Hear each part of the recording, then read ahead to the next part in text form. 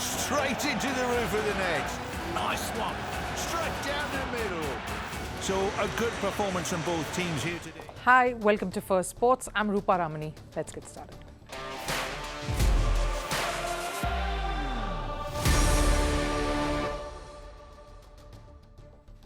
On the show today, Jannik Sinner is in the middle of a doping controversy. The 24-year-old world number one, who recently won the Cincinnati Masters, tested positive for a banned drug twice, but was let off without any punishment or suspension. Tennis world is up in arms and they're furious around this. What's the whole story? Meanwhile, India's revolutionary former India cricket captain Sourav Ganguly is the latest to voice his concern over the rape and murder victim in Kolkata. He has now joined the protest. Voices in India's sporting world are slowly coming out in strong support. Will Ganguly, coming forward, see a more global impact? And Yusuf Dikec is surely leaving a legacy behind. His impact is seen even after the Olympics has come to an end. His pose while shooting has become quite the rage among top sporting professionals across the globe. All of that on the show today, but first a look at the headlines. Starting with cricket, reports say BCCI Secretary Jay Shah is set to become the chairman of the International Cricket Council. Shah's name was doing the rounds after Greg Barclay decided not to seek a third term. However, there is no official confirmation from Shah or the ICC. The nominations for this position are due to be finalized by August 27th.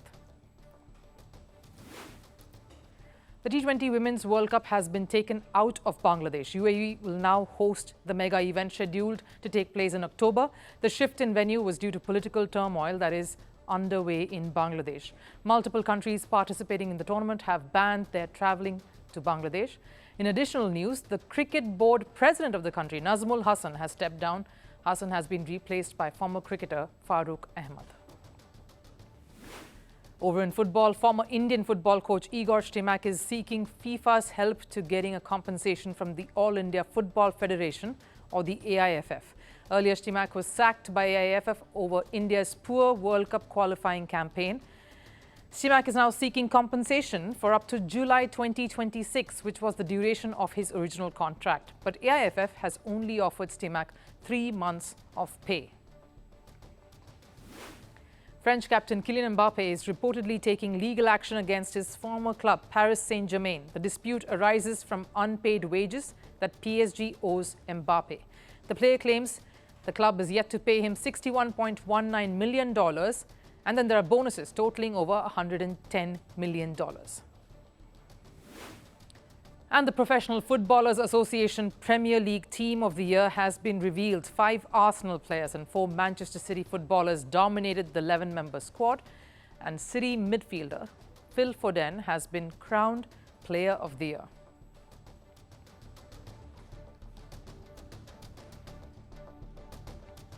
Just as Jannik Sinner wrapped up his second ATP Masters title of the year at Cincinnati, on the heels of it has come a news of the 24-year-old testing positive for a banned substance not once, but twice.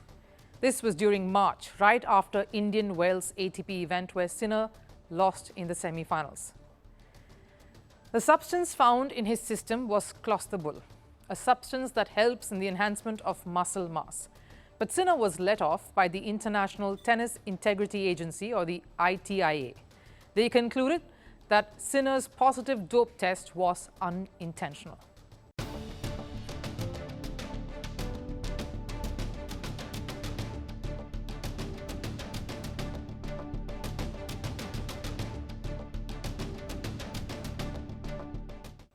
There was no major punishment, not even a suspension. The only inconvenience the world number one faced, the prize money of $325,000 and the 400 points that Sinner had accrued upon reaching the semi-finals of Indian Wells, that's been taken away.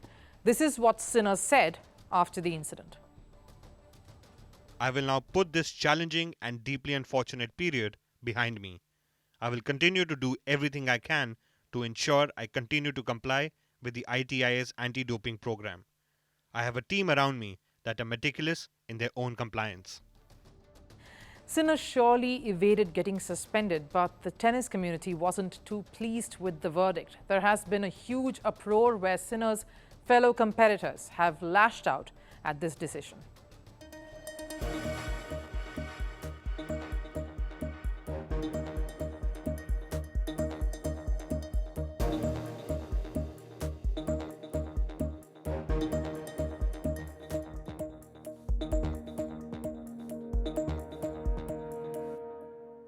Everybody was furious that Sinner wasn't punished for testing positive, not once but twice.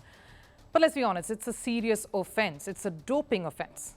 Athletes are bound to react and express their anger, especially when it's someone like Sinner being involved. He's the world #1 and he's just won an ATP title. He needs to set an example. But ITIA's verdict came after many discussions, after interrogations, upon which they agreed to Sinner's defense. Sinner claimed that the banned substance had entered his system as a result of contamination from his fitness trainer. Sinner said his trainer Umberto Ferrara had a minor wound during the Indian Wells tournament, and to heal the cuts, Umberto had used a spray on the wound that had contained the banned drug clostebol. During the same period, Umberto used to give Sinner massages, which transferred the drug into Sinner's body. That's Sinner's defense. Given this, ITIA concluded that they were convinced it wasn't the Italian player's fault. But here's the shocking part. In Italy, the drug is present as an anabolic steroid in various medical creams and sprays. This is a very common drug used by Italians to treat cuts and wounds. And the drug is so common that it is available without any prescription and at a price as cheap as 13.2 euros. So in Italy, getting a healing spray with clostebol in it, as a banned substance, a steroid, is as common as getting a candy bar. Which is the main reason why as many as 38 Italian athletes tested positive for the same banned drug in the past 5 years alone, starting from 2019. And at the 2016 Rio Olympics, in fact, 2 Italian athletes, volleyball player Orsi Toth and sailor Roberto Caputo, failed the pre-games doping tests thanks to clostebol. The 2 who had already qualified for the Games had to miss the Olympics because of this. The drug, though, didn't just miraculously make its appearance in the last 6 years. It dates back to the 1980s, commonly used by Germans, and unknowingly by many like the decorated Olympian Birgit Dressel, even top German clubs like VfB Stuttgart and SC Freiburg. Back then, it was used in the form of injections or oral consumption, but in the last decade alone, this banned drug has made its way to Italy and Italian sport in a simpler form, used via creams or sprays, and thus the series of positive tests followed. From football to tennis and even basketball, several Italian athletes have tested positive for the same banned substance, and just like Sinner claims, these athletes too didn't take the drug knowingly. The intake was unintentional. Matilde Paoletti got it when she petted her dog, who had been sprayed with a medicine containing clostebol. Mariano Tamaro got it through a medical spray, and Riccardo Morascini got it by his girlfriend, who used the medical spray that had the banned substance. But all of them still faced the consequences of this. And here's the thing, even though clostebol is very commonly available, the packaging still comes with a warning sign, a big red cross saying this contains doping substance. It's hard to miss. And given the drug is so commonly available and it's in WADA's list of banned substances, shouldn't athletes be that little bit more cautious? This is the very reason why the tennis community is furious that Sinner was let go of without facing any consequences of failing this test twice. Because just like how clostebol is now commonly available in Italy, another banned substance, meldonium, was commonly available in Russia, the same drug that saw Maria Sharapova being banned for 2 years. And back in 2016, when Sharapova was indeed banned, hundreds of cases involving Russian athletes at the center of meldonium drug emerged, which is why tennis players are shocked with ITIA's verdict at this point. Now, I understand that Sinner says it entered his body through no fault of his, but it still was there. Sure, in small quantity, as reports say, but he tested positive twice for it, a performance-enhancing drug. Here's what I feel. You cannot have different yardsticks for different athletes. If many Italian sportspersons before Jannik Sinner were punished for the same offense, faced consequences of an unintentional consumption or transference, Shouldn't Sinner too then have faced similar punishment? Does his status as a tennis player, a world number one in fact, defeat all the rules, even though it was unintentional? What do you think? Let us know.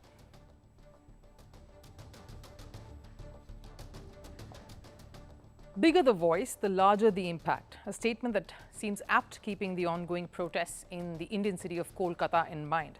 As the nation continues to rage over the rape and murder of a trainee doctor, more voices have come forward in expressing their anguish over this heinous crime. Celebrities too have joined the movement. The latest is former India captain Sourav Ganguly. Now, Ganguly has vowed to join the protest to seek justice for the victim. Reports suggest his wife will accompany him as they march to show their solidarity in this protest. And it's not surprising to see Ganguly come forward and show his dissent. He's one who's never shied away from voicing his opinions, a captain who stood by his team even back then and stood up to the world.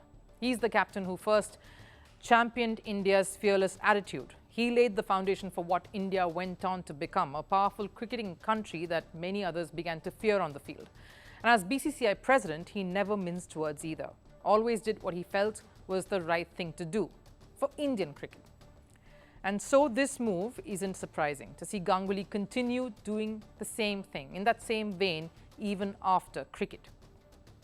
The decision by Ganguly, though, to join the demonstration is a massive one, but this move had its fair share of glitches because Ganguly received some bit of backlash for a statement he'd made regarding this matter just a couple of days ago. I don't think everything should be judged on an isolated incident. There is no room to think that everything or everyone is not safe. Such accidents happen all over the world, so it is wrong to think that girls are not safe.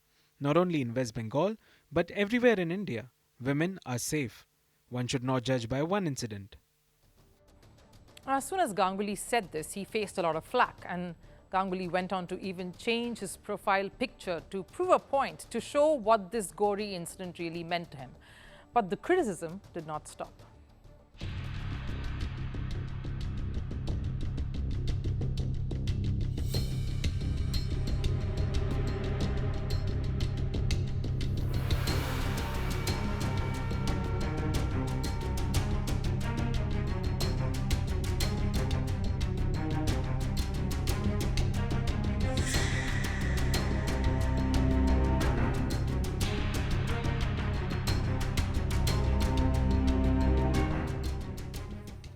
This had to follow given the rage people are experiencing. So Ganguly had to issue a clarification. He said his statement was misconstrued and taken out of context.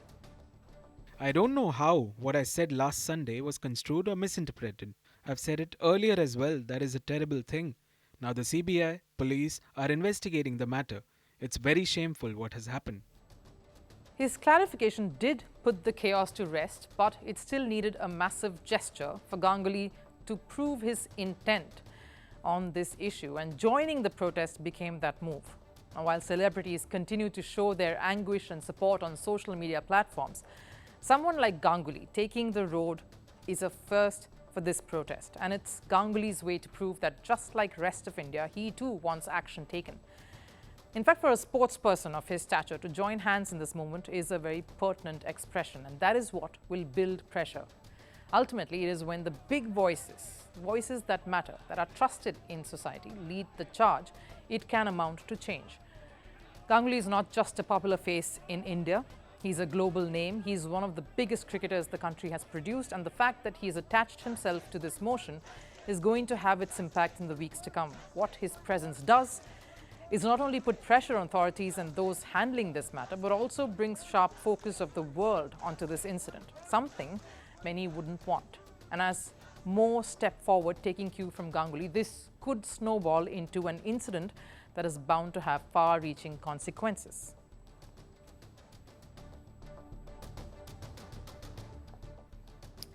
Cricket is trying to become a truly global sport. Getting cricket to enter USA via the T20 World Cup was one way. The sport in its T20 format has finally made it to the Olympics, where it will debut at the Los Angeles edition in 2028 in its T20 format. So cricket is trying its best to become a sport of overarching umbrella that Olympics signifies. But guess what? If you wanted an ambassador to truly bring sports personalities from across various disciplines under one roof, you needn't look past Turkey's Yusuf Dikec. This uber-cool pistol shooter has inspired a celebration move that has caught on like fire. With cricketers too now joining the bandwagon, the Olympics is long over, but Dikec is continuing to make waves. Sport somehow always celebrated the effort.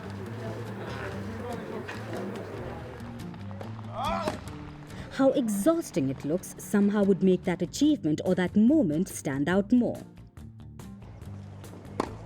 So when a very casual, non-sports-like persona does stunning things, you have to notice.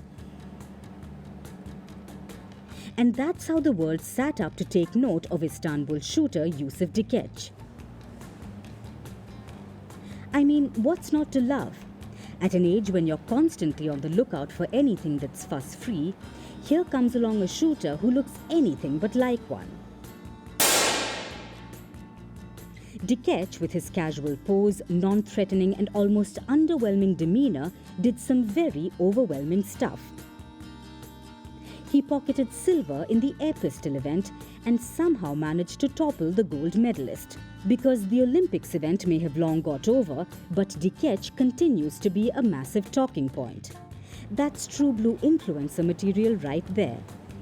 It of course started off at the Games itself. When Arman Duplantis, the gold medal-winning Olympic record-setting pole vaulter, decided to celebrate the monumental achievement Dikec style. And it didn't stop with him. The pole vault gold medal-winning athlete over in the women's category wanted in on it. Australia's Nina Kennedy went full hitman pose. That's what it's called now, after winning a historic first gold, paying another tribute to the internet sensation. And then Jamaican athlete Roger Stoner, who created history winning a discus throw gold with a new Olympic record, well, after the win, the 25-year-old celebrated by posing in Dikec style. Think about it, not just gold medalists, they created records and decided to honor that by paying respect to one man who had taken the Olympics by storm.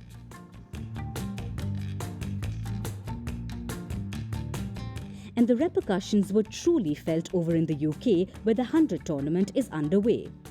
From a Jamaican to a neighbour Trinidadian. West Indian former captain and a T20 giant Keiron Pollard decided to become a Dikec doppelganger too. After taking a catch, he paused to celebrate, pointing the finger gun. His teammate and fellow West Indian Akeal Hossein followed suit. He posed in a similar fashion after he took a wicket. To think it's now not just an internet meme fest anymore. Dikec is much more. He set a tradition, that of being cool and unfazed in the face of pressure. That's what he symbolizes now, and his impact is seen across sporting disciplines and countries. Absolutely everyone has taken note of this shooter. So the next time you want to celebrate a moment, don't go for boring fist bumps or mechanical high fives. Get the Dikec mode on and do the hitman instead.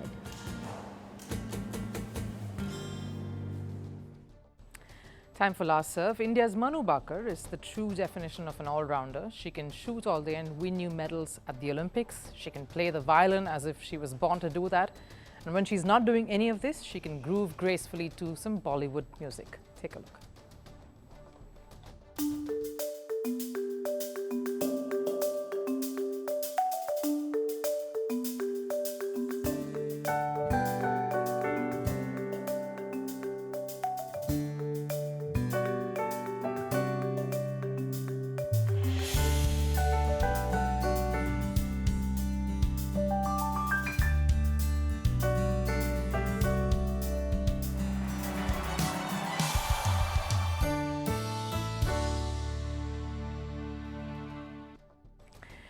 That wraps up First Sports edition here today. I'll see you again tomorrow with much more. Till then, do take care. Bye-bye.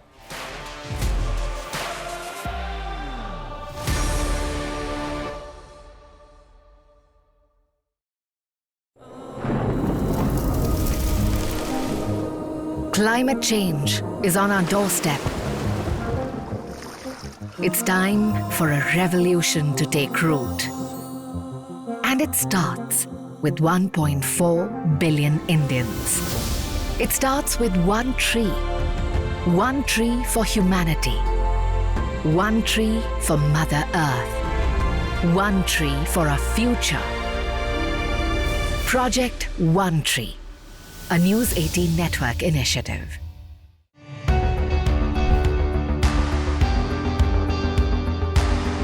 Across continents, one powerful news source. Bringing you diverse perspectives on the issues that matter.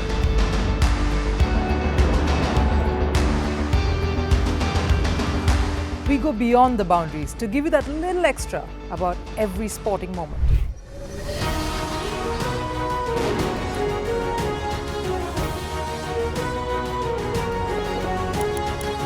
So thank you for making Firstpost 5 million strong. We're counting on your support, and you can trust us to bring you the news unfiltered and unvarnished.